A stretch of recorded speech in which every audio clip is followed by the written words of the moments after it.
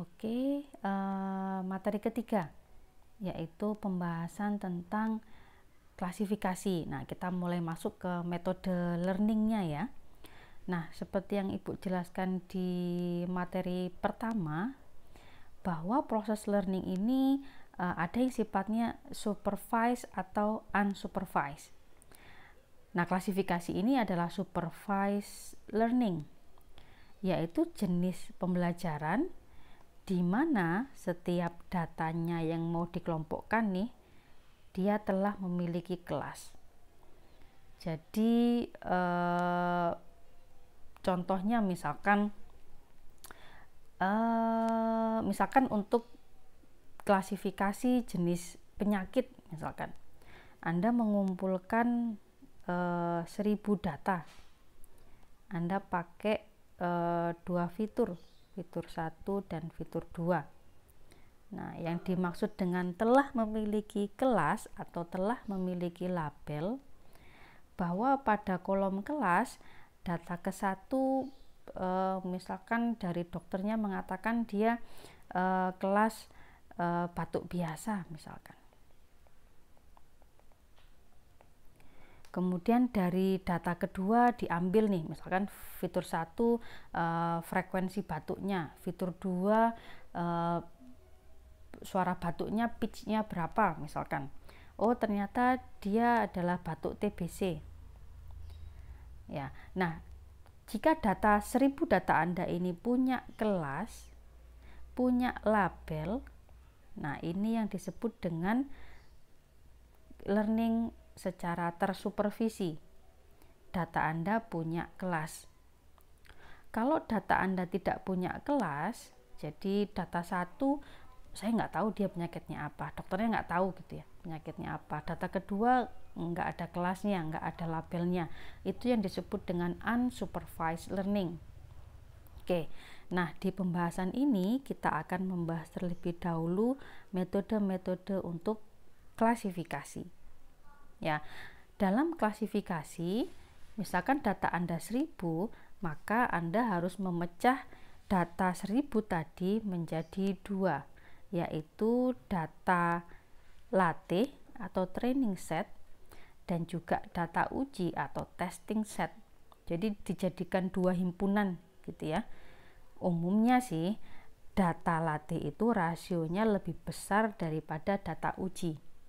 Ya, anggap saja misalkan Anda mau mengerjakan ujian 10 soal misalkan, Anda harus belajar drilling soal sebanyak 1000 kan gitu ya, supaya bisa mengerjakan soal yang 10 itu tadi.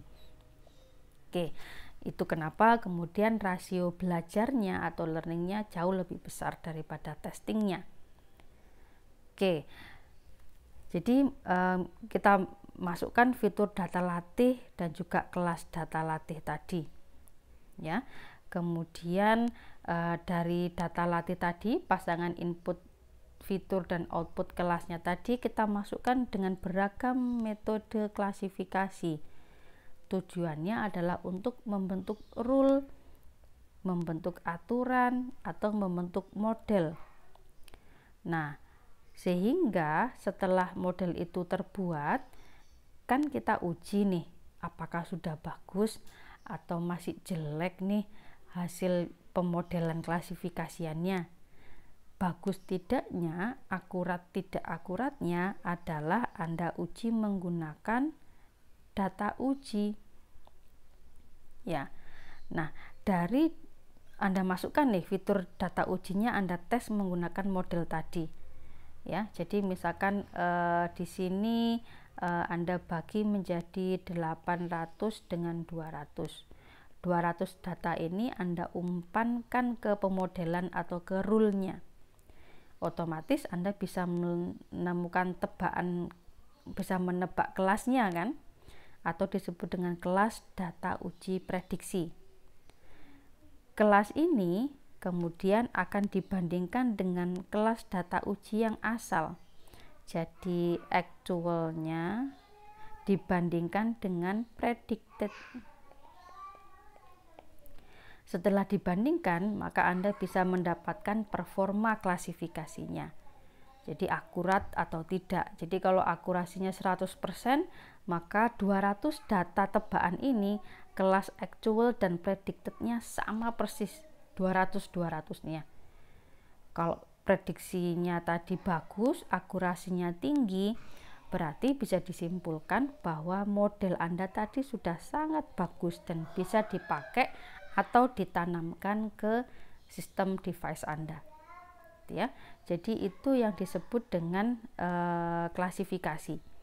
Metode yang akan kita pelajari antara lain adalah Bayes, naive Bayes, K-nearest neighbors, JST atau artificial neural network, dan juga support vector machine atau SVM. Ya, akan Ibu jelaskan satu-satu di setiap pertemuannya.